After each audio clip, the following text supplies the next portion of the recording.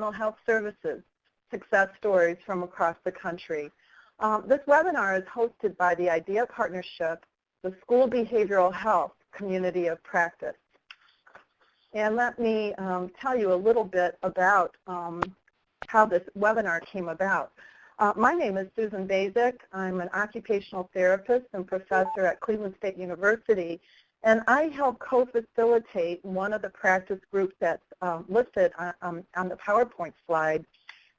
Several months ago, we decided that we wanted to work together, several practice groups, really focusing on the whole topic of culture and culturally responsive practices in schools.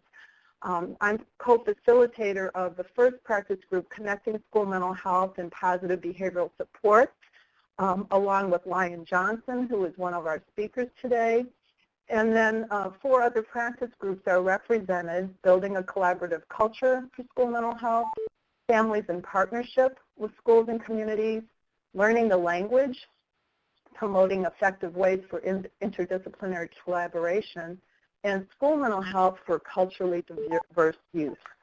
The work that we do as a part of the partnership and the community of practice is based on the belief that working together across stakeholder groups, including families and youth, results in richer work in terms of improving what we do in schools for children, youth, and families.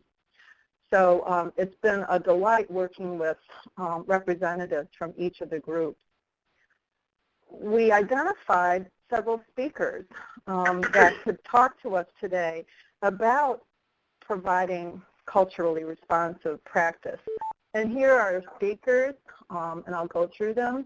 Dr. Dana Cunningham, who is Program Director of the Prince George's School Mental Health Initiative out of the University of Maryland. Dr. Rebecca or Becky Sepien-Melchor, who is the Vice President of Fiesta Educativa in San Diego. She will be speaking with her colleague, Laura Hernandez-Andrews, who's a Senior Outreach Service Coordinator, Breaking Down Barriers program with Mental Health America of San Diego County. Dr. Sally Bass is with us today, who is the current president of the National Association of School Psychologists from St. Paul. Dr. Evelyn Montañez, who is the director of Turn to Us, school-based mental health promotion and prevention program in New York City. And finally, Lion Johnson, who's an educational specialist for the Special Education Service Agency in Alaska. So you see that we span the nation here, and we're thrilled to have these leaders with us, and we believe we have an excellent webinar today to share with you. So we'll have 5 short presentations from these speakers. At the end, we're going to share a little bit with you about how you can stay involved, how you can access some resources on the topic, and Lion will be talking about a mini MOOC and a way to have some interactive involvement. As Mariola mentioned, the lines are muted, but if you'd like to write down questions in the little chat box, I'll be monitoring those questions, and at the end, we hope to have some time to address the questions. So if you have a question for a specific speaker, please note that in your chat, and I'll keep track of the questions. So now I'm going to hand it over to our first speaker, Dana Cunningham. Thank you, Susan. I am, again, one of the co-facilitators for the School Mental Health and Culturally Diverse Youth Practice Group. So on behalf of our practice group, I'd like to thank all of you for joining us today. This is such a critical topic, and I'm glad that you all have made time in your schedules to participate in this call. So I will just be sharing a few brief notes about some considerations for providing culturally responsive practice with youth. One of the things that we know are that the demographics of the United States are rapidly changing. And there are about 42% of youth who attend school and belong to an ethnically diverse group. and these numbers are just simply expected to continue to rise in the coming years as the percentages of Hispanic, Asian, and Black youth will continue to increase while the percentages of non-Hispanic white youth will decline. So white youth will soon be in the minority in many of our schools. So with these changing demographics, we do need to be adequately prepared to work with culturally diverse populations of students and their families and really work on enhancing our own levels of cultural competence. So, but unfortunately, historically, I think many training institutions have really failed to provide adequate training experiences related to working with minorities and other marginalized groups. So it's nice that we have this opportunity to provide some more intense training opportunities for individuals who are going to be working with culturally diverse youth and their families.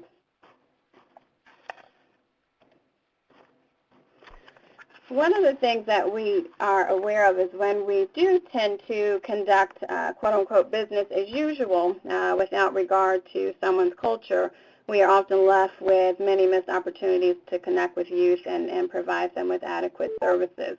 And unfortunately, the mental health needs of many ethnic minority youth are less likely to be met when they are compared with non-minority youth. We know that children of color are more likely to receive mental health services in juvenile justice and child welfare systems than in schools or mental health settings. And they often also tend to underutilize traditional mental health services. So we really need to do a better job of addressing some of the barriers that interfere with access and utilization of services. And I believe we're going to hear about some of those on the webinar today in terms of how to address some of those barriers. And one of the ways I think that we can continue to increase engagement and retention in services is to provide culturally responsive services. Sorry about that. One of the ways we can continue to really connect with culturally diverse groups is to provide culturally responsive services. And some of the ways that we can do that are to really honor and respect the cultural context and values of the cultural groups that we are working with.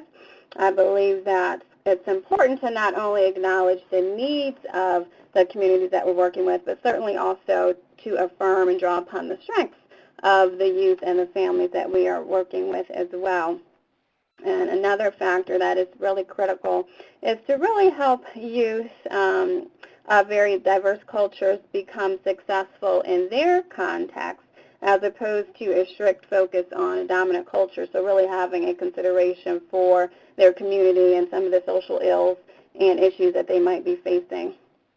And finally, I believe it's certainly important to really acknowledge the role of culture in research, training, and policy. There's far too little research that is conducted with ethnically diverse youth, and decisions are often made without including them in the actual participatory research. So hopefully in time there will be more work that is done that includes ethnically diverse samples and research and training, which certainly has implications on policy.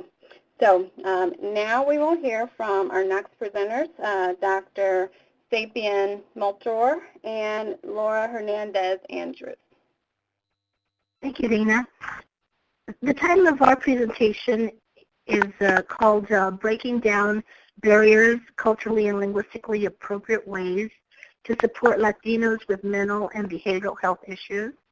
Our learning outcomes for our presentation are we would like our participants to be able to identify the barriers of Latino families as it relates to language, fear, lack of awareness, false beliefs, and spirituality.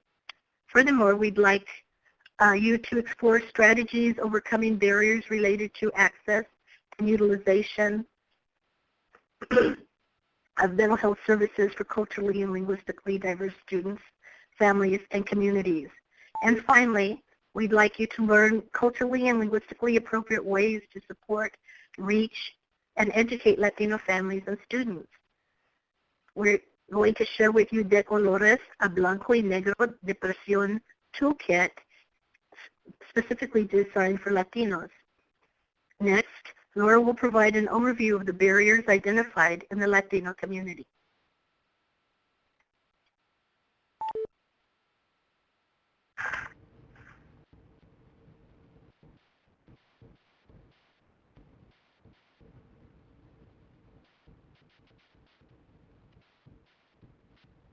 I guess my slide is up. As educational practitioners, how can we approach the mental health topic with our families?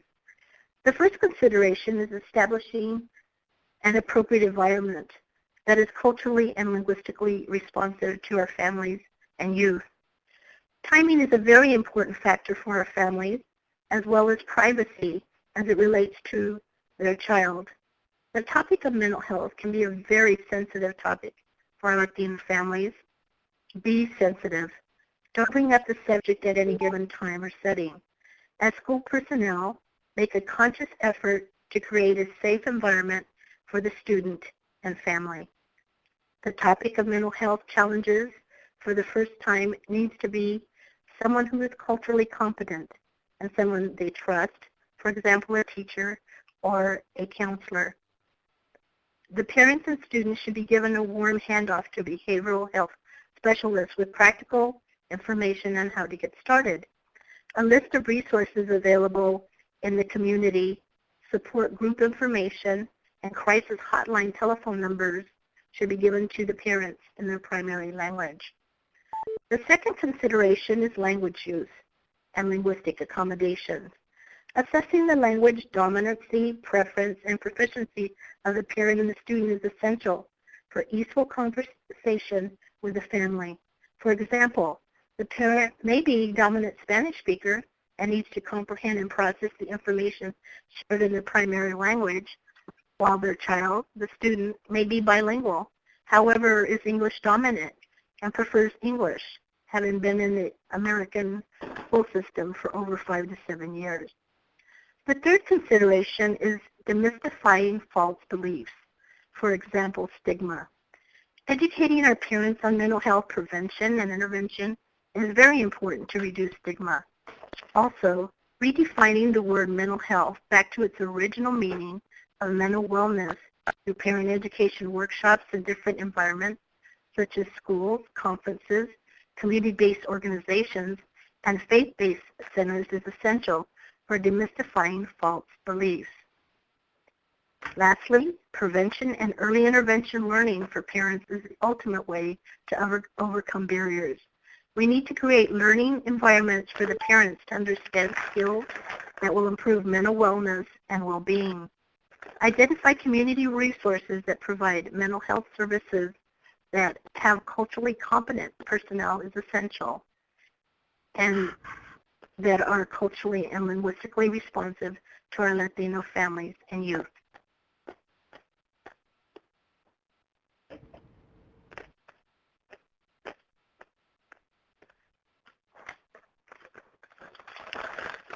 Next, Laura will be sharing overcoming barriers.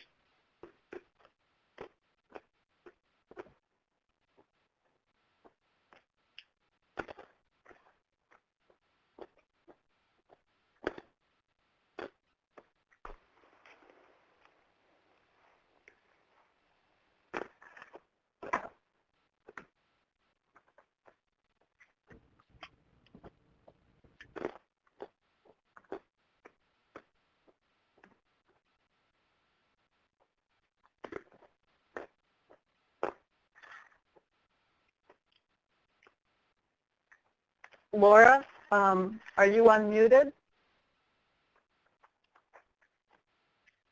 Laura, you have to press pound 6, please. Sorry, can you hear me? Yes. Yes. Okay. I'm sorry, I apologize. I thought you can hear me.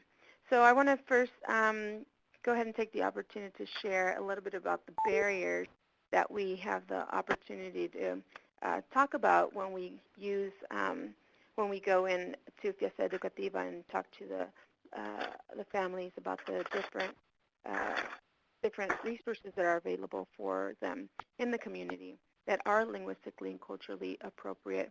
But before we get into the topic of treatment and what's available to them, we try to talk about the different fears that exist within the Latino community and try to make sure that we eliminate some of those fears within the community so that they do feel comfortable accessing services. As you probably all know, that some of the fears associated with utilizing services are fear of perhaps being undocumented, and the fear of being deported if they do seek services. A lot of the fears are actually due to the conversations or the discussions that are taking place within Latino communities. So that's why it's so important that we talk about these different, we allow for families to talk about these different discussions that are happening within the Latino, so we can actually eliminate some of those false beliefs which are creating that barrier. Also, the fear doesn't only come from within the consumer or the person who may need to utilize services, but also the fear within service providers. Some service providers that perhaps do not have the behavioral health background don't feel comfortable with the topic themselves or have their own biases, their own beliefs about utilizing mental health services, or aren't familiar with the services themselves, therefore don't feel comfortable about addressing the topic. So it's very important that we're able to share tools and trainings that will make somebody feel comfortable when it comes time to speaking about the subject or referring people to utilize services. Lack of awareness, we know that there's not enough information out there, although for Spanish-speaking families, we are seeing more and more things being provided. One of the things we do, we strongly urge is that people do not just translate materials, but also make them culturally appropriate. The lack of awareness and information isn't only within the families, but also within primary health care providers. We know that a lot of the families tend to at least go to general doctor when needed. However, some of the general doctors do not know how to do evaluations for behavioral health conditions or are familiar with the resources around them so that they can create that warm handoff. We also, you've also heard of the word stigma. We try to refer to the word false belief.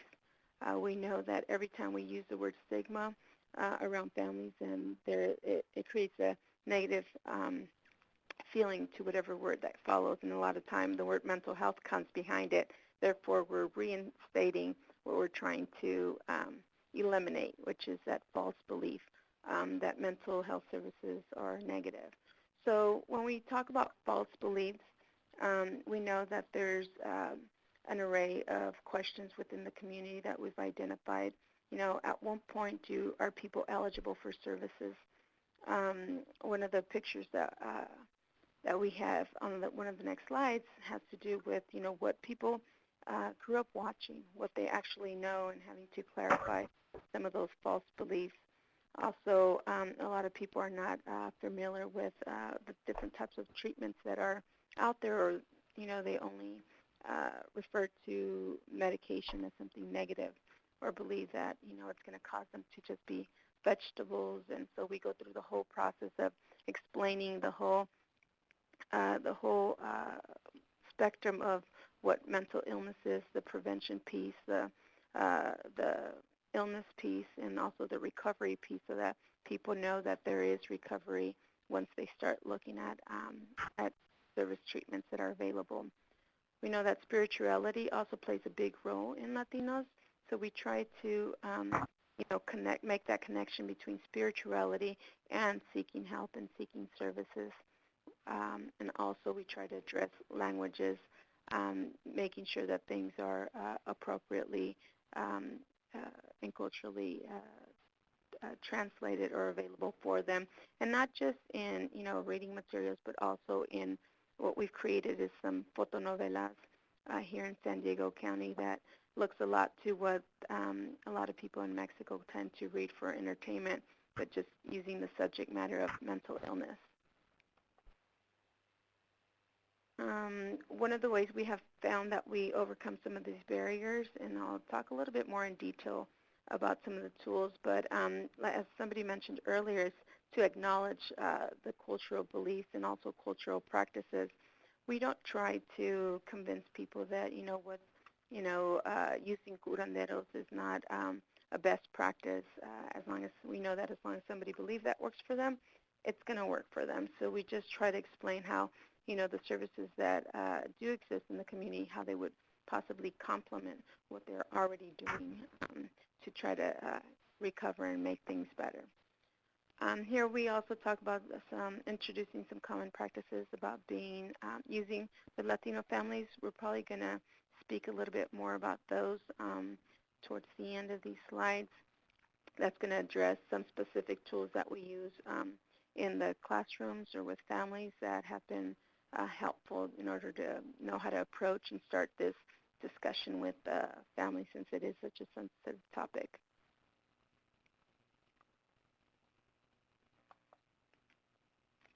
Overcoming barriers. A model that has helped us on how we can approach the mental health topic with our families. We're having problems with our slides. Apologize. A collaborative model for wellness that has been helpful in reaching our Latino stakeholders is a collaborative model that provides learning opportunities and engagement for Latino families in the state of California. The model shows the relationship between the national level, IDEA partnership, specifically the community practice, and one of its practice groups, families in partnership with schools and community, which addresses culturally responsive services to children, youth, families, and school personnel in school and community settings.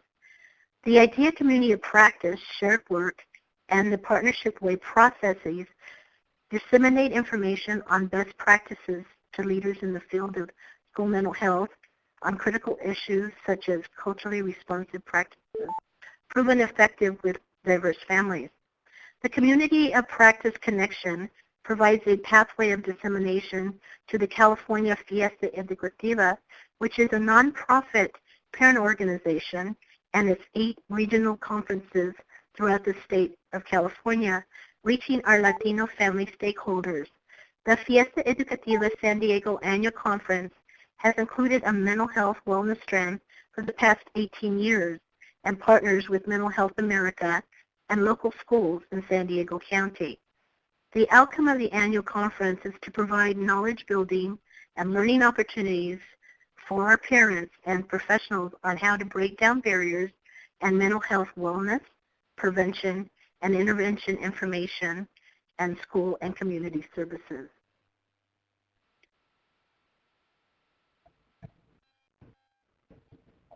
As I mentioned, I was going to share with you some of the tools that are culturally and linguistically appropriate. One of the recent tools that have been utilized out in the community is mental health first aid training. There is now a mental health first aid training in Spanish, and which everybody can go online. There is a PDF at the end of this training that you can see on MiniMOOC, where you can actually access more information on where there will be a training available. But it is a 12-hour training, soon to be 8 hours, that will give you the tools on how to assess, how to listen non-judgmentally, how to approach a person who may be suffering from mental illness. The training, as I mentioned, is now available in Spanish. So for those who are interested in also helping families who only speak Spanish, I definitely recommend this training. It is a 3-year certification, and it's very similar to CPR, but for mental illness.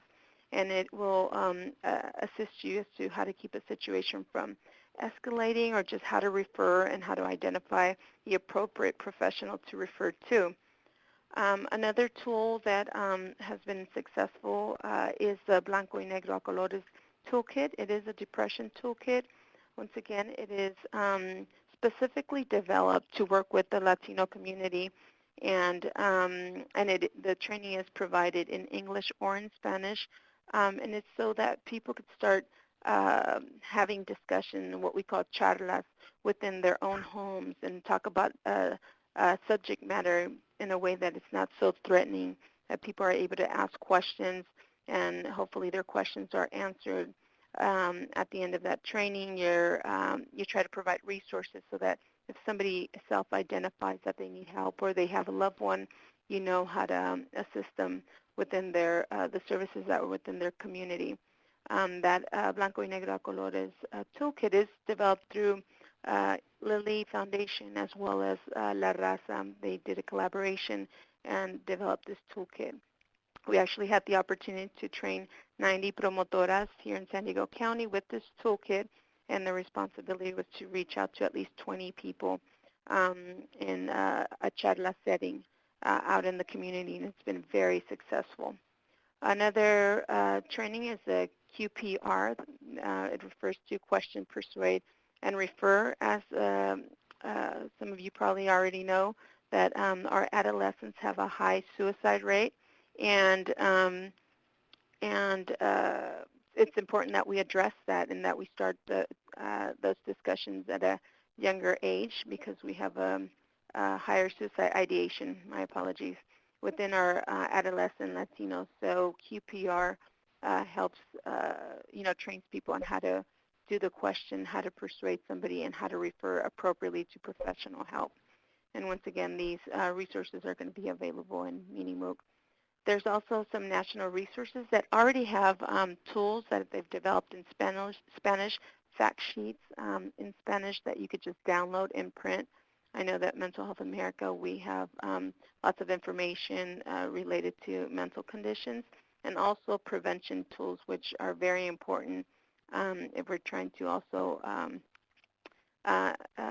lower the number of people becoming ill. NAMI, National Association of Mental Illness, also has an array of fact sheets and information, as well as the National Council of Behavioral Health. One of the areas that we put a lot of information to try to reach the Latino family is the consulado, at the consulado.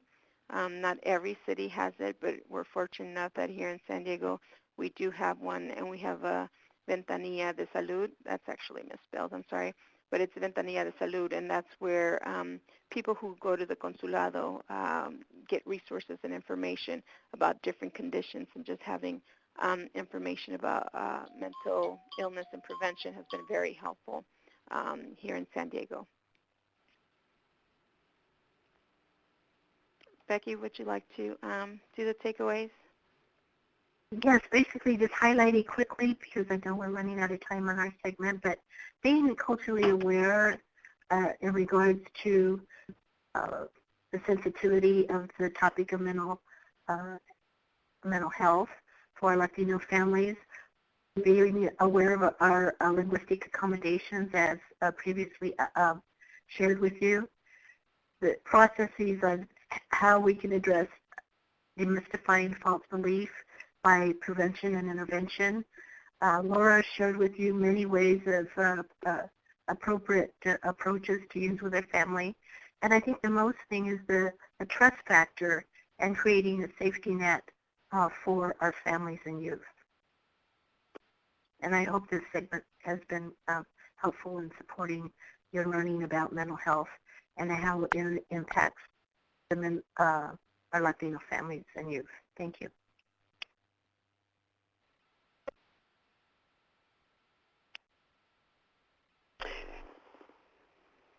Hello, this is Sally Boss, and can you hear me okay? I hope so. Yes. I am going to be speaking today about working cross-culturally to meet student needs of Hmong students. You may not understand who the Hmong are, but I'm going to explain that a little bit. Currently, I'm president of the National Association of School Psychologists, but I'm also associate professor at Concordia University St. Paul and director of the Southeast Asian Teacher Program, ESL, Special Ed, and the Hmong Culture and Language Program for Children. So who are the Hmong? The Hmong are the Southeast Asians who protected the Ho Chi Minh Trail for the United States soldiers during the Vietnam War. And during that time, basically what they were doing was they were getting all the supplies from the planes that dropped them up into the highlands to get to our soldiers. But when our soldiers left that Vietnam conflict, the Hmong people were left to die in the forests. And so many of them were able to get across over into Thailand and lived in refugee camps and then came to the United States. Because of the difficulties that they had during the war and being left behind to hide in the jungles and to be killed by the communists, they came to the United States with significant mental health issues, post-traumatic stress, of course, depression, and then once they have come to the United States, they've had severe diabetes because of the large portions of rice that they eat and not having the kind of exercise that they need. There are many drug addictions and other things that are also difficulties for them. I thought because you might not understand who the Hmong are, there are about 160,000 of them living in the Twin Cities area and also in pockets in Fresno and other places across the United States. Their traditions, they are animist, and so I thought I would tell a little bit about their cosmology or their traditional religion so that you'd understand a little bit about that. They worship the ancestors, and they believe that everything has a soul, and the soul transmigrates or reincarnates after death. 60% approximately of Hmong people in the Twin Cities in Minnesota still maintain that animist religion. A little bit about the concept of souls. In the picture that you will see, if you are seeing on the screen, you will see a gentleman playing the kling. Q-E-E-J is how you spell that instrument. It is a flute-like instrument, and it is used for all traditions, for funerals and weddings and all of that. And it is also used as one of the ways of calling the souls back to the body. So there is belief that every person has at least 3 spirits. One occupies the head, one occupies the torso, and one occupies the leg area. The Hmong people have had a lot of life stressors. As immigrants and refugees that we know from around the world coming into a new culture, there are adjustment issues, there are language issues and cultural barriers, just as we were speaking a few minutes ago about the Latino culture as well. There are a lot of role reversals, especially in the Hmong community, because the gentlemen back in the day when they were in Laos and in Thailand, they were the head of the family, and they were the ones that were out working and managing all of the government for their people. Once into the United States, the women have been the ones who have gone to work, and there has been that role reversal and a loss of status for the gentleman. A lot of financial difficulties, underemployment, generational gaps with the young people really wanting to become more Americanized and not paying as good attention to their parents as they should. So there is a generational gap and some marital discord as they get older. That biculturalism of having one foot in each culture has been difficult for the Hmong. There are some very significant values that are in place for Hmong. Honesty, integrity, respect, and honoring of the elders are the critical underlying values that are supported by the Hmong people. There are some differences with Hmong culture and Western culture, and that's what has been somewhat difficult for the Hmong to assimilate into our culture. There have been some physical differences, some psychological differences. There's that whole identification of the interdependence of the culture versus the individualism that we see in our country here in the United States. The difference in the sense of responsibility as Hmong people are sending their children off to school, they feel that the educators know much more than they do, and so they kind of give away some of their responsibility for education because they feel that they are not competent to provide the education that the people in the schools, the teachers and administrators know more than they do, and so it looks like they are giving up their responsibility when really they are honoring the responsibility of the educators in the schools. They, as far as time is concerned in this culture, it's more important that we spend time with each other than we follow the clock. So oftentimes we talk about being on Hmong time, which runs about a half an hour to an hour behind American time. We see that in other cultures as well. As far as control is concerned, they feel that their lives are being controlled by fate. They're not controlled by decision making. And thinking about the conversational style, it's much more indirect. So very likely if you were to ask a question of a student and you ask them if they'd be willing to do something, they would say yes. But that yes might not be yes. It might really be no. But they wouldn't want to disappoint you, and so they would say yes. Some of the common mental health problems in the Hmong community are not too unusual, you might suspect, among immigrant and refugee communities. For adults, we see that depression, and because of the depression, there's a lot of domestic violence. We also see high rates of homicide and suicide, post-traumatic stress disorder, much anxiety, and a lot of addictions. I had the opportunity to be in the refugee camp over in Wat Tam Krabak in Thailand in 2004, and during that time, that refugee camp was being closed except for the people who were still addicted to opium.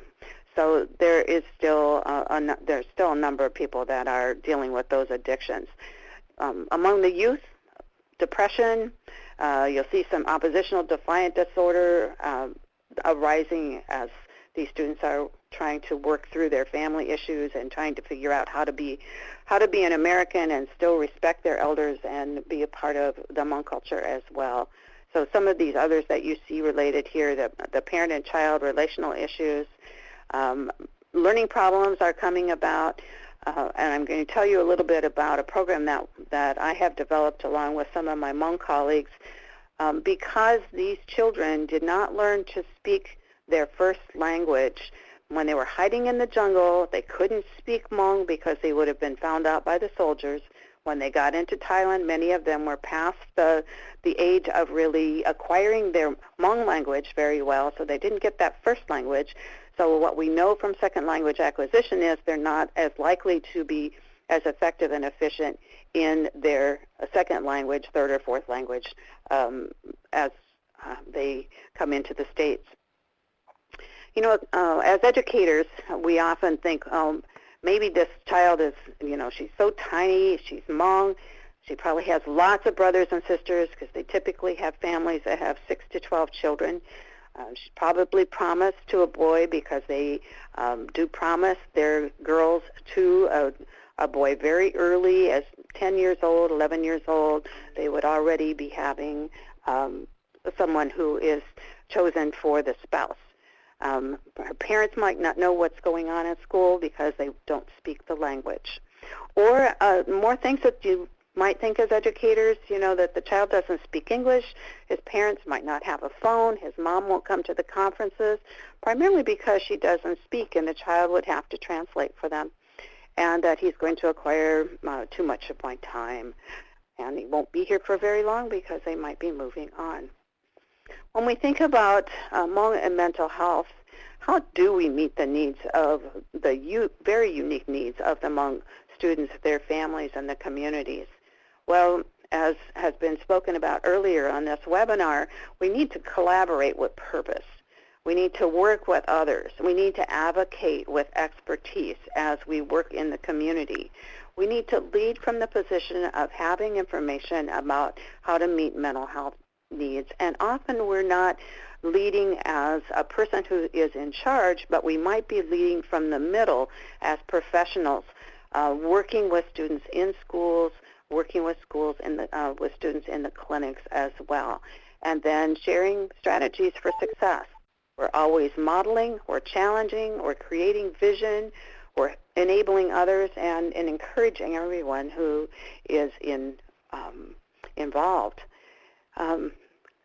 I'm hoping that all of us who are on this webinar are going to be building bridges across the stereotyped wall. We could be just facing that wall, but I hope that we are building a bridge. The stereotype wall is made up of a lot of blocks of invisible data. we have fears that we won't be able to communicate, or that we don't understand the history of the children, or we don't really understand what their beliefs are, or their assumptions, their feelings, all of these things that are listed. These can be blocks of invisible data that become a stereotyped wall. And I would encourage us to learn more about the cultures of the folks that we work with. I just wanted to briefly tell you about the Hmong Culture and Language program that I started in 2004 at Concordia University, St. Paul. These are some pictures from that program. Our program grew in 2004 from 30 students to now we have served over 6,000 students in 10 years. And that program is really to help to build the strength of students, Hmong students. So the mission is to preserve the culture through storytelling, gardening, and the arts. It was based on a body of literature about Hmong students not speaking their native language, also about they're not acquiring oral and reading skills that we're going to help them to achieve. And we work very hard at planting the seeds of higher education so that we're dealing with that cradle to career, cradle to college and career that we talk so often about at the IDEA partnership. So honoring family traditions and values, and yet helping the students to move forward so that they are mentally healthy. We work with them through Hmong literacy and storytelling. You'll see here some traditional items on the left-hand top picture here of one of our storytellers working with the students. We work with writing, reading, and math, and now we're doing some science as well. Gardening is very important as students are learning how to grow the herbs that are used for medicinal purposes in the culture, as well as to feed the folks that are there. We celebrate the Hmong New Year with them, and you'll see here some girls that are dressed from various different clans. There are 18 clans in the Hmong group, and these girls are representing some of those. We work diligently toward maintaining good health with all of the children and youth that we work with. So helping them to understand their cultural piece, which would be if they want to make sure that all the souls remain in harmony with the body, that if one or more souls leave that body, that person would fall ill. So we want them to understand what their culture says, but then to also understand how to mentally take care of and understand how to be healthy within the culture that they're living in. So some of the important considerations for us as professionals working with the Hmong community and with other communities is to develop relationships with a person who can be a bridge to a person needing help, to use translators and interpreters, as was spoken about earlier, and to involve others who are really knowledgeable about the culture. In order to make a bridge across that stereotyped wall, we need to put our own fears aside, showing respect, asking questions from someone who can speak English and Hmong, so that we're communicating clearly what things need to be addressed. So some of the current research this is what that would tell us. I've done a lot of research with the Hmong community, and some of the things that came out of my research are about developing more multicultural awareness and competence, so understanding dispositional attitudes, our own openness to diversity, our own self-awareness and self-reflectiveness, having a commitment to social justice, being aware of experiential factors, intercultural support, group experiences, and educational experiences. These are all things that we want to be most aware of as we are working together with these children. So let's continue to work together for mentally healthy children and youth. And IDEA Partnership is offering this opportunity for us as we pull together these various different communities of practice. And I think it's an excellent opportunity for us to take the things that we've learned here and apply them in our day-to-day work. Thank you. Thank you, Sally, and to our audience for joining us today. My name is Dr. Evelyn Montañez, and I'd like to talk a little bit about our Turn to Us program. So Turn to Us in 2001 was created as a collaborative effort between an elementary public school in Washington Heights, New York Presbyterian Hospital, and Department of Community Pediatrics at Columbia University's Medical Center. And our program evaluation study conducted in 2009 demonstrated significant findings in improved attendance, state exam scores, and classroom performance. As you see in the screen, the school demographics. The demographic description of our school population parallels those of our Latino children in New York City as a whole.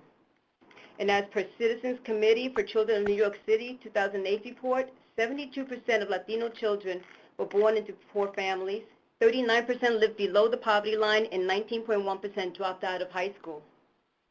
Here is a geographic comparison between our primarily Latino population from the Heights and the Upper West Side, which is 35 blocks south and comprised of primarily non-Hispanic whites. As you can see, the demographic risk factors of our neighborhood was 3 times as high as that of the Upper West Side.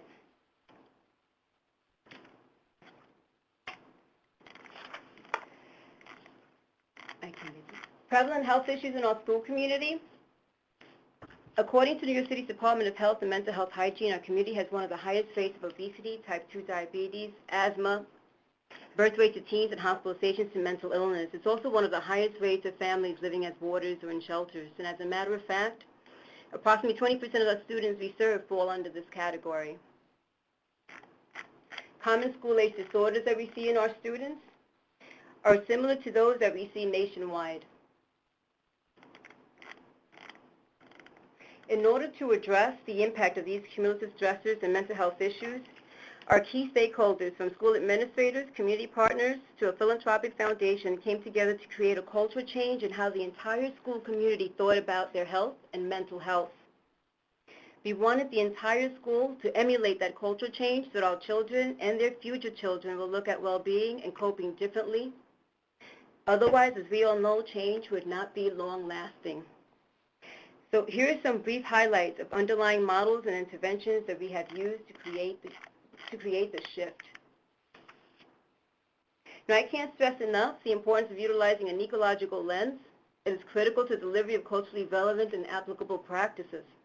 So as we examine here the microsystem of our students, we take into account the relationships and interactions of a child and what the child has with his immediate surroundings, family, school, neighborhood, or even child care environments. As we view the mesosystem, we take into account the connection between the child's teacher and his parents, between his church and his neighborhood, and the exosystem, a larger social system whereby the child does not function directly but can be impacted by it. For example, children often feel the positive or negative influences of a parent's workplace, schedules, or family resources. We also integrate core principles that parallel the system of care approach. Here, we understand that there are 3 value assets to services. One, that it has to be child-centered and family-focused, community-based, and culturally, linguistically competent.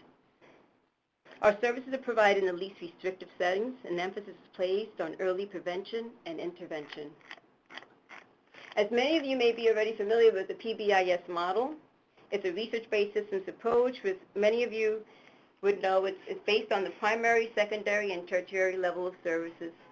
Aligned with the PBIS model, we use the systems and processes that involve team-based problem-solving, data-based decision-making, and goals for long-standing sustainability, and it's truly data-driven. In terms of the delivery of integrated services, here's what it would look like. To begin with, tertiary services are provided by our partner program, School-Based Mental Health Clinics, Department of Child Psychiatry. Our at-risk students are served through prevention services that are targeted to 3rd and 5th grade students, and it aims to increase classroom compliance, pro-social behavior, and attendance. Now, the majority of the students that are referred by school staff are enrolled in our programs. However, approximately 15% of students for the non-referred population, what we call the general population, are also enrolled in our program, and this is put in place so the target population served are not stigmatized or labeled. I'm sorry that I'm using the scroll button. So what does our Turn to Us process look like? First, workshops are held for parents and teachers to try to explain the level of services that we have.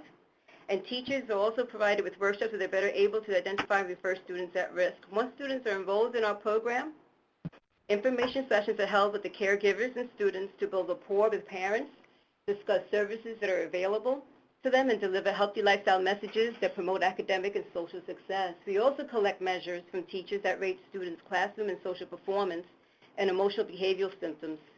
We meet with the students individually to discuss any concerns as reported by teachers and engage them in goals and strategies which are shared with teachers and parents. Now, if students score positive on the system's checklist, we meet with parents to discuss possible referrals.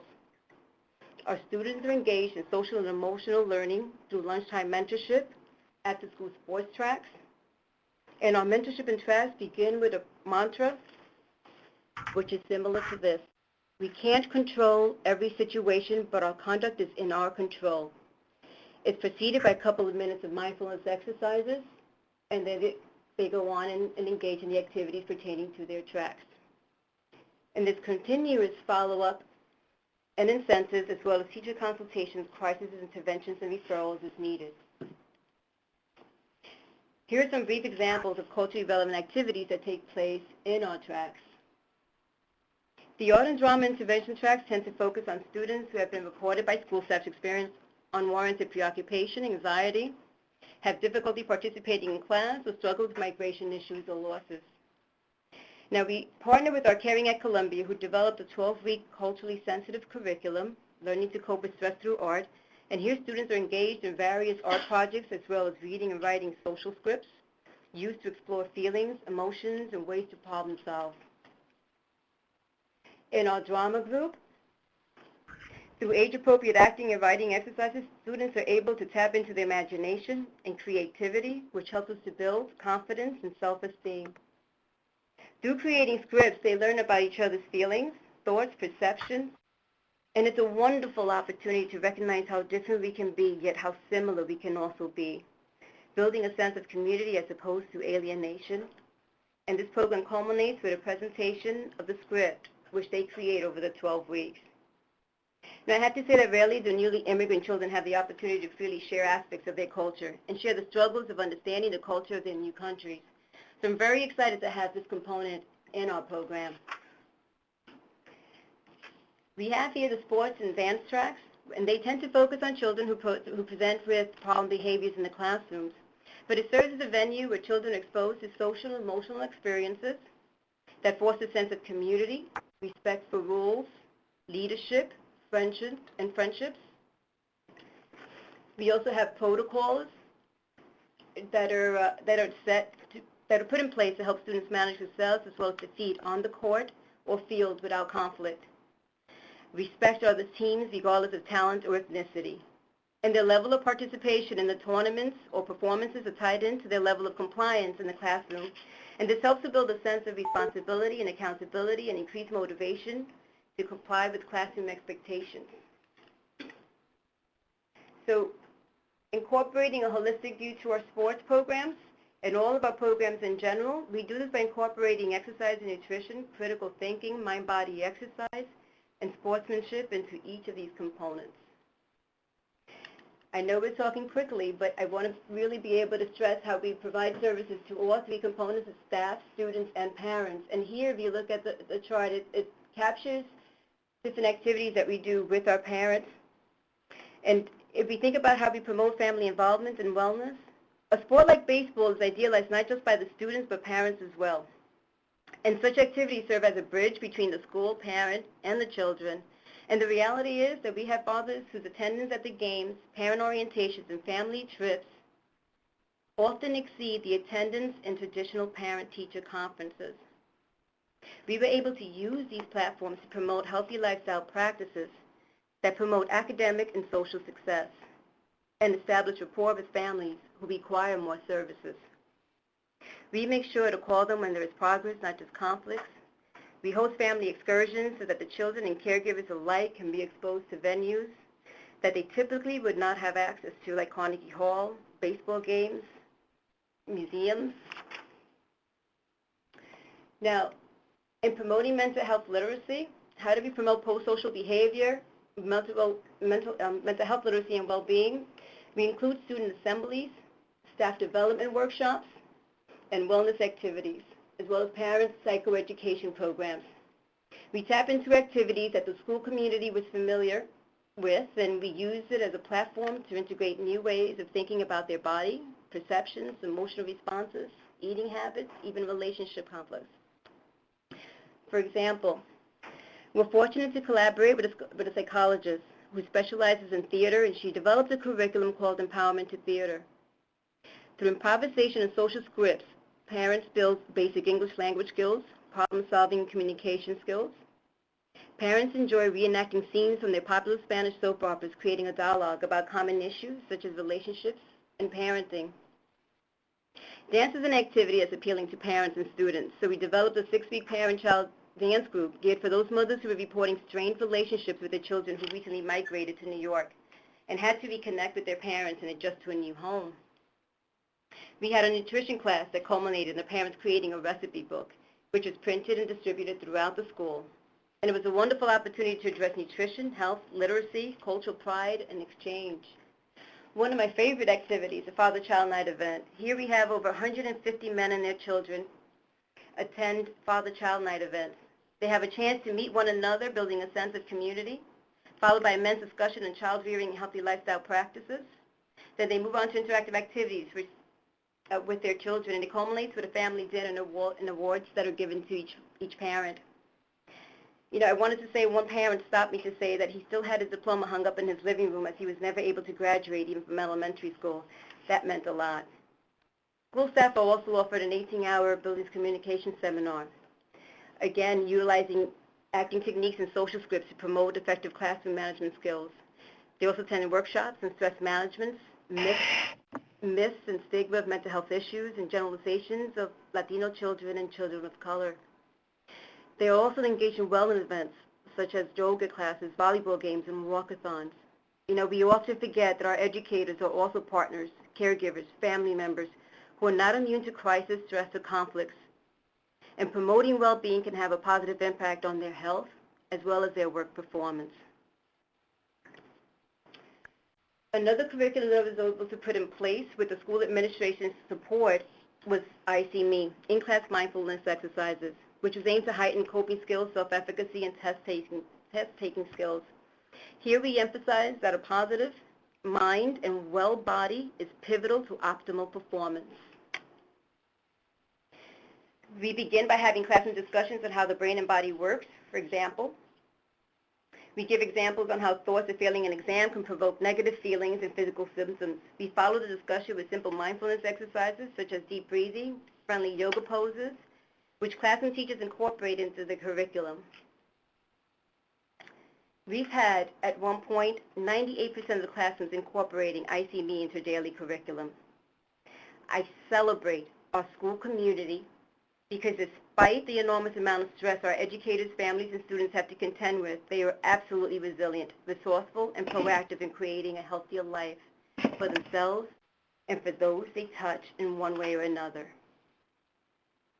So I conclude by saying that the promotion of mental health and well-being in elementary school settings can make a difference, and strong partnerships with a collective vision can make that difference.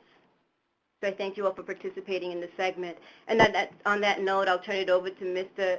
Lyron Johnson, who will speak about the wonderful work he's doing in Alaska. Thank you so much. I'm just so glad to have everyone participating here. This is a great opportunity to talk with everyone and just really share all the work that we've done.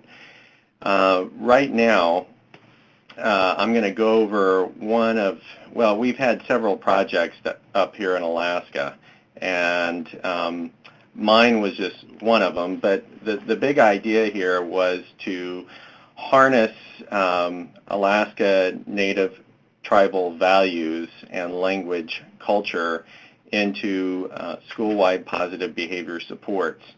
and I have several colleagues who have also coordinated grants here in Alaska, and I'd just like to recognize them. Mary Airy, she does an early childhood program-wide PBIS for Alaska Natives, and that's a state grant. And then another colleague, Patricia McDade, Dr. McDade, has had several grants where she's also translating Alaska Native tribal values. And it's real important. There are about 7 or 8 major Native peoples here in Alaska. We have Athabascan, Yupik, Inupiaq, Tlingit, Haida. We also have Gwich'in. So there's a lot of different groups with different oral traditions and histories, and also communication styles. And so it's very important that every time that you go in to a group, to an area, it's almost like you can be starting over. And that's a very important part of really figuring out what's important to a community. So I'm going to talk about the grant that I had right now, and it was called, it was a school mental health grant called Merging and Enhancing Systems for Healthy Alaska Kids. So it was a little bit different than the other grants, which focused primarily on Tier 1 in PBIS. They did get into Tier 2 and Tier 3, but the goal of the grant that I had was to create a linkage protocol in the Bering Strait School District area. I'm really going to talk about the Tier 1 aspect right now, though. As you can see, the size of Alaska, it's pretty immense, and we always, people from Alaska like to throw up this graphic just to show people what we're dealing with logistics. If I drill down a little bit more, the school district that I coordinated this grant was approximately, it's about the size of Kansas. And they have their own pilot, plane, and mechanic. That's their plane. That's how they get from village to village. There's 15 schools. And the very foundation of what we did was to go into communities, bring in the elders, and other folks who had the language and cultural and historical tradition, and try to create expectations based on what was important in the community. So that was the foundation of everything that we did. And even though it was a school mental health grant where we are trying to create a linkage protocol in the end, which is a real technical interface with behavioral health and juvenile justice, we started by looking at the culture and the history and the language and the values. So one thing that I'm going to do right now is there's a video that was created from Shishmaref. And Shishmaref, I'm just going to go back. Shishmaref is up at the top of the Seward Peninsula here. This is the Seward Peninsula that is jutting out, and it's the village up on top. So we did a 2-day training out there, and this was the product from the elders and some other community folks, parents that were part of this training. So, and I believe Mariola is going to now run the video. So I'm going to unmute myself and make sure your speakers are turned on.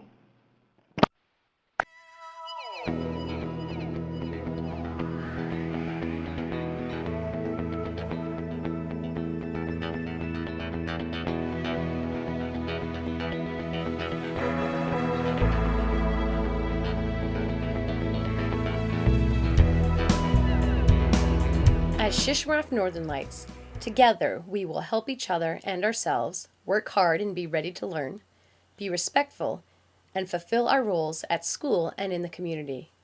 Together we will be positive and responsible to create a welcome environment for all students and staff. 5 Shishmaref School staff members and parents got together to translate the key words of the behavior statement. After much discussion, they determined that the most important idea in the statement was we, the idea of working together as a school and community. As such, they translated each of the key words using the multiple present tense.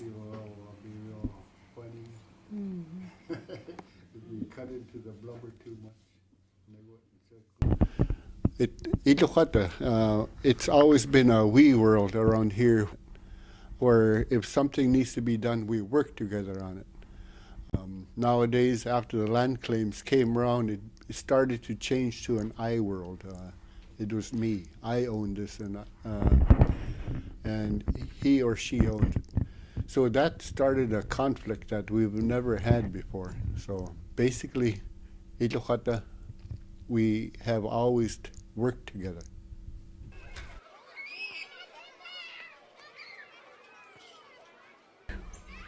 So we will work hard, not basically being the physical attempt of working hard, but the action or attempt, we will work hard.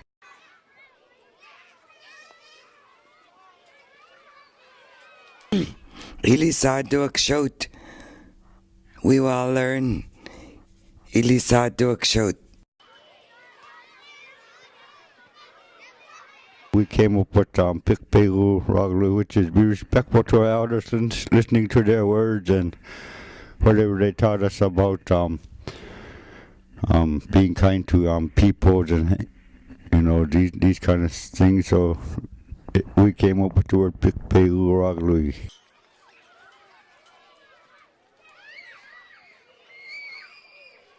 Nogotun. We've always been told to do things in a positive way without causing conflict. Nogotun.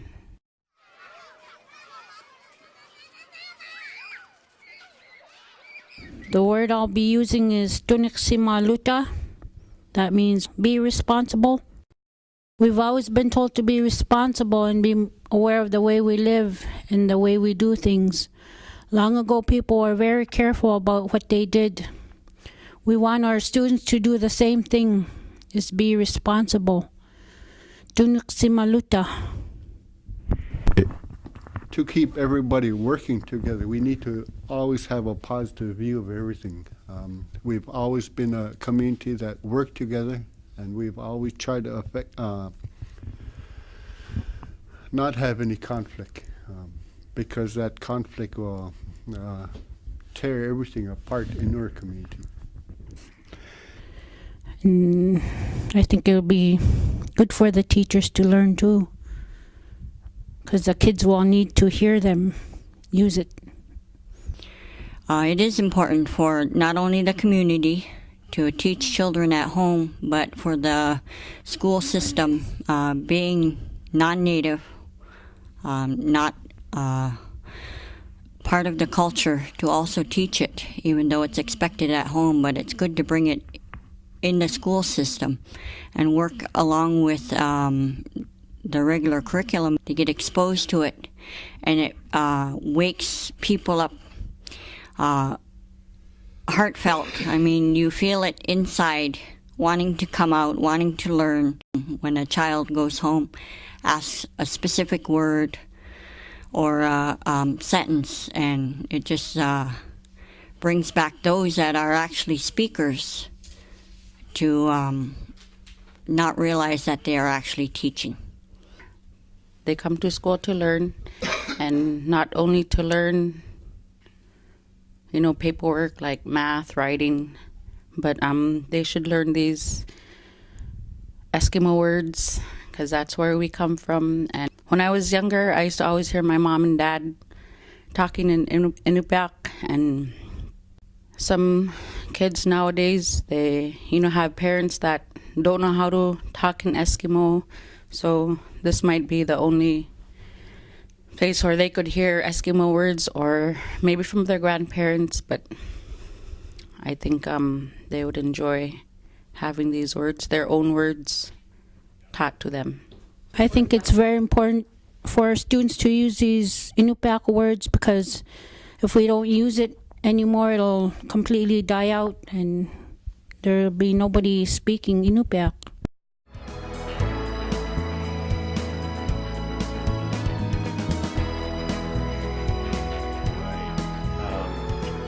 While Mariola switches back to the slideshow, I just kind of wanted to go over, how important that video has been to this community of Shishmaref. But also there was a neighboring village called Brevig Mission, and their elders and their community was able to watch this video, and I think it really hit home how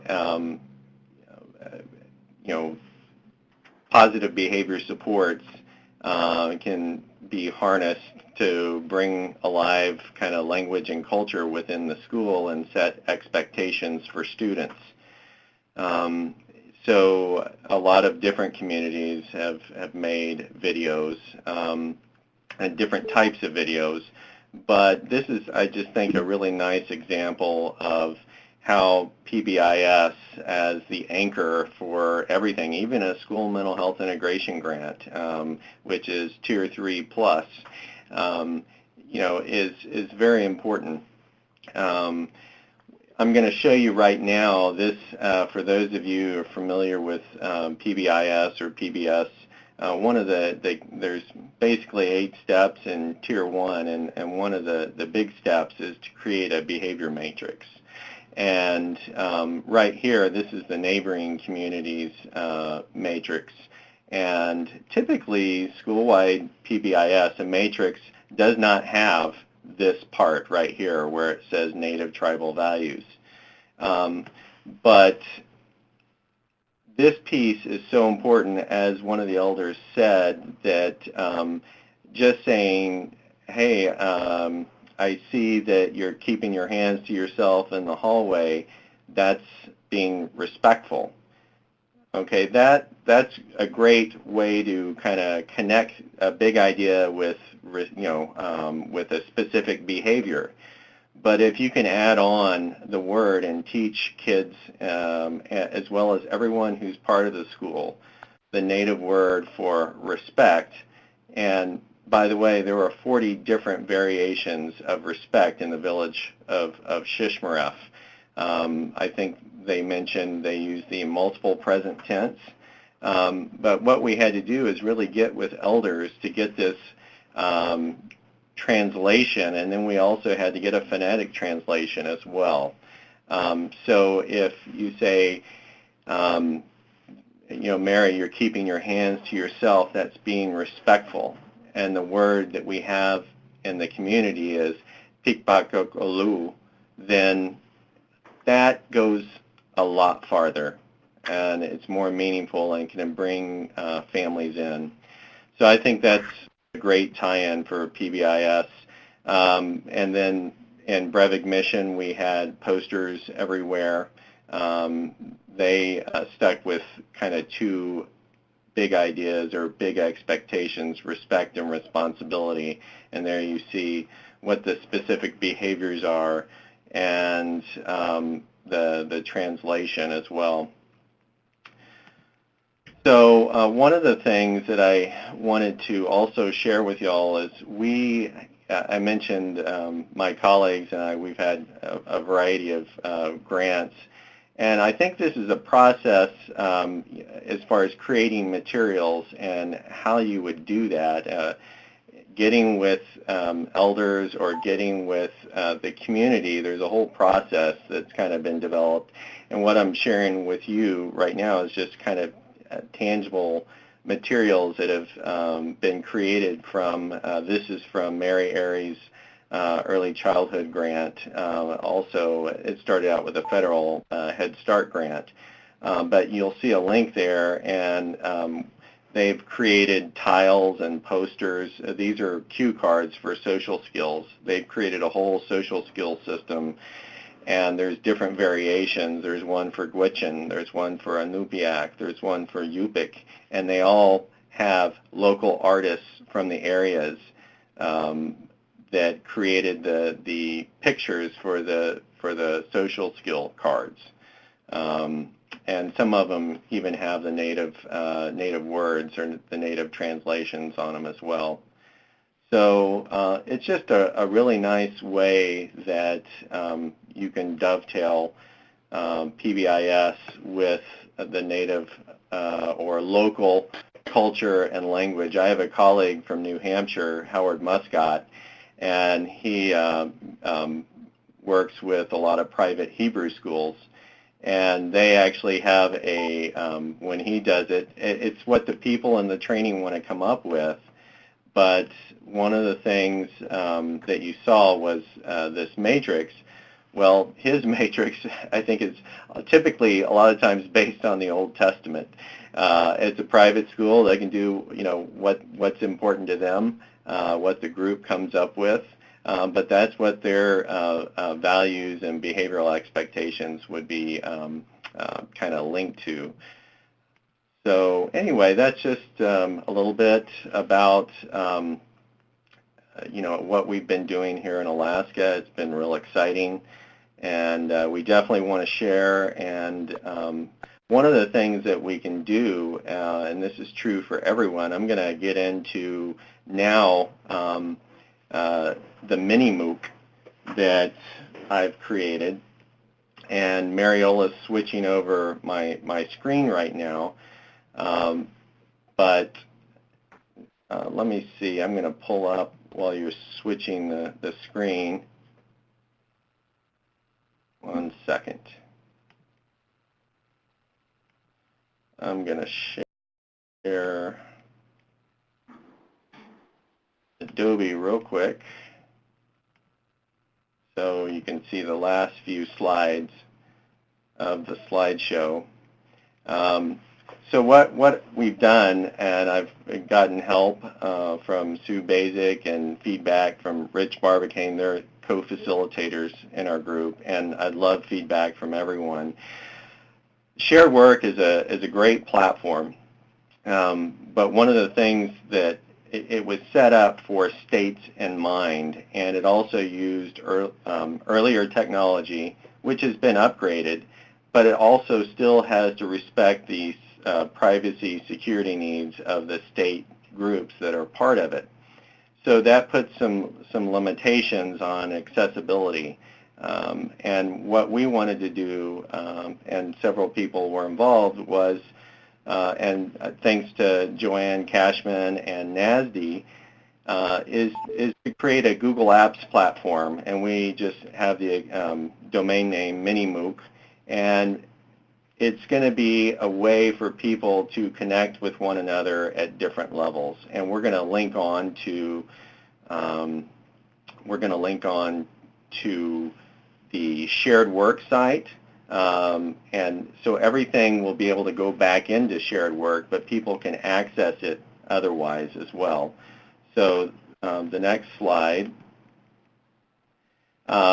I just wanted to talk about the levels of use, and people can pick a level that's right for them. There's going to be a mini MOOC site, and that's going to be linked on to shared work. And a lot of people will just be users.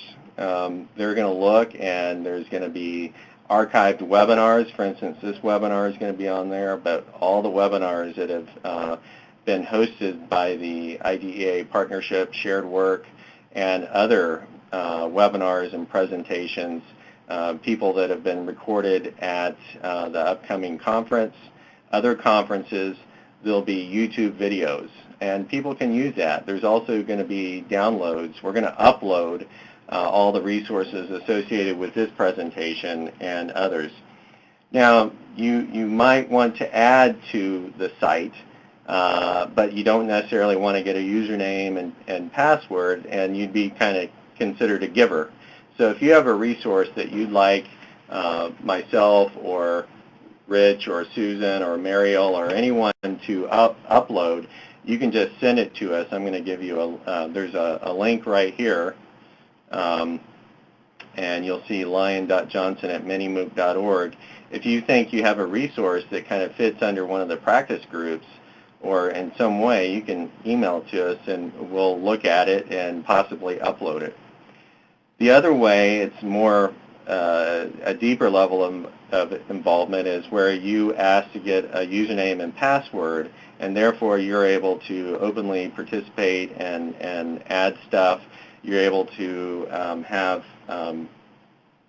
Google Hangouts, and then there's, and I'm going to get into that in a second, you can also be a leader, and that's by sponsoring a Google Hangout on air.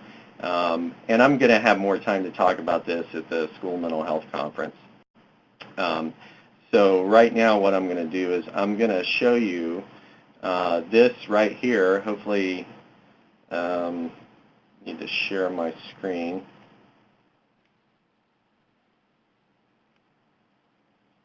Okay, share my screen. Firefox. So what you're seeing right here is the mini MOOC. This is the site that is going to be linked to shared work, and that's how you can access it. You can also access it by I'll have a bookmark or a link that you can bookmark, but this is the home page, and it talks about what our school behavioral health practice groups do. And how to get involved, how to join. This is real specific information on how to join. And this is beyond just the user and giver level. This is if you want to actually really be part of the group. And there's upcoming events that are going to be listed, recent events, and I'm still working on this. But we also, let me give you an example of things that you can access. For instance, Montana just had a presentation on the use of PracticeWise, and this was, I screen recorded this and uploaded it to YouTube. So anyone can access this now, and and this is the presentation. The system as a way to efficiently and cost-effectively use. So anyway, there will also be, this is in the quality and evidence-based practice group. So again, presentations. We'll also have downloads. So this will be a place to access resources, whether you're, despite how involved you are, you'll be able to access resources. And ultimately, the goal, I call it a mini MOOC, because what can happen is if enough resources get put on there, we can create an actual massive open online course. I found it very important to incentivize people to access, for instance, teachers and paraprofessionals, things that I thought would be helpful. So as part of the MESH grant, I created a MOOC system, and it's still kind of giving back, even though the grant's been over for a while. We had people like Mark Durand contribute a very nice training on PBS.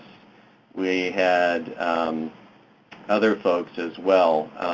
So basically, people can really get into depth and access materials just for reference, but if for instance, there's a way to get them credit, this is a way that we've used to kind of get CEs for people.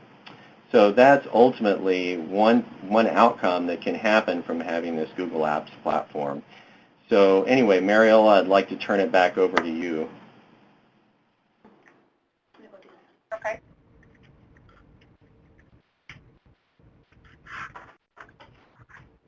All right, thanks for the opportunity to share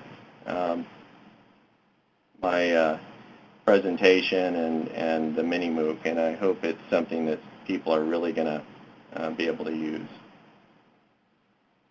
And this is Sue Basic again. Can you hear me? I can. Okay, great. So just, I know we have only a couple minutes left, but thank you very much, all the speakers. Very important information. And as we said in the chat box, the PowerPoint and the actually archived webinar will be available on Shared Work as well as the mini MOOC. Our plans are also to follow up with you in an email. We'll be able to do that for those of you who have participated, to just give you a little more information about the mini MOOC, how to actually get on it, make sure you have the link and information. On a mini MOOC, as Lion said, we will be sharing resources such as this one that's present on the slide. It's a resource repository that was developed by the School Mental Health and Culturally Diverse Practice Group that has a lot of really good information on training, training programs, webinars, websites, and we also have several other documents that we will be sharing in a culture folder. These came from Laura Hernandez-Andrews. She mentioned the information on Mental Health America, and so she talked about some of these. So these will also be in the culture folder on the mini MOOC. And now I know we only have like a minute for questions, but I did see one question from Barb, who had asked about how to get teachers involved and to shape their disposition. So I'm not sure if any of the speakers wanted to address that question. This is Lion. I can just speak to what I've tried to do. We all bring things that we think are really important, and there's a lot of other people out there that think, feel, and talk about their ideas in the same way. And first off, we've got to make it accessible and take down as many barriers as possible. And two, I've found, in finding a way to incentivize them to access information at a much deeper level than maybe, we can do right here. And that's why I created the mini MOOC and, the actual site. But also a byproduct, if you are a leader, I mentioned different levels, you could potentially create different presentations and resources and create a little more in-depth training program. And there's a way that you can do it async, so you can monitor whether or not someone's actually accessed the material, because it's really hard to keep track of what people have done and not done. And if you're offering a CE or a college credit, especially, you want to be able to access what, know their dwell time or how long they spent on something. So technology can help. Great, and that's why we're initiating this mini MOOC. We'll be sharing again information about it in a follow-up email. And I saw that some folks were typing, but I do want to respect everybody's time. And if I don't see some questions pop up, then I see some people typing. We can close the webinar, but let's wait a couple minutes. It's only 2:32 my time here. So I take it Mariola will capture all these email addresses, and I'll be able to send out the link. But also for those people who are going to the school mental health conference, my presentation is going to get into this as well. The other thing is I'm going to be actually broadcasting on YouTube some of our community of practice activities, but also possibly some of the presentations as well. And those are archived and accessible. Okay, I see that participants are sharing their emails. Mariola indicated we would need the emails, so that would be, that's helpful for those who shared those. The School Mental Health Conference is next week, beginning on Thursday. And so it's in Crystal City. If you Google Center for School Mental Health, you'll be able to find out information about the conference. And that's an annual conference that occurs every year. And the IDEA Partnership, Community of Practice, School Behavioral Health, our practice groups are involved in being a part of the conference, actually. So it's wonderful. And I think Sandy Shefton had a question. There are other, this is a school behavioral health community of practice, but there's others like the transitions, and she wanted to know if it would be connected. And, I think anyone who is interested in this material, we want it to be accessible to them. So we'll talk with Mariola and Joanne and figure out if that's possible. So anyway. Mm-hmm. And as far as the webinar, it will be archived on our Shared Work site, www.sharedwork.org, as well as the mini MOOC. And we'll be sending out information for those of you who have shared your email address. We will follow up with you about the mini MOOC and staying involved. So thank you all very much for joining us today. Thank you to our wonderful speakers, and we hope to stay connected. If you have information that you'd like to share, please contact Lyon Johnson. He gave his email address earlier. If you can just share that one more time, Lyon. I think Mariola shared hers as well. We would be happy to share the resources that you might have related to culture. So thank you so much. And thank you, Sue. This is Mariola with the IDEA Partnership. I also would like to thank Dana, Lyon, Sue, Becky, Laura, Sally, and Evelyn. I think that each of your presentation could be a separate webinar. So this was very rich and exciting, and we are looking forward to see you at the School Mental Health Conference. I put the link. And all the webinar information, as Sue said and Lyon emphasized, will be in two places, on the MOOC and on Shared Work website. You have the link for behavioral health community up there.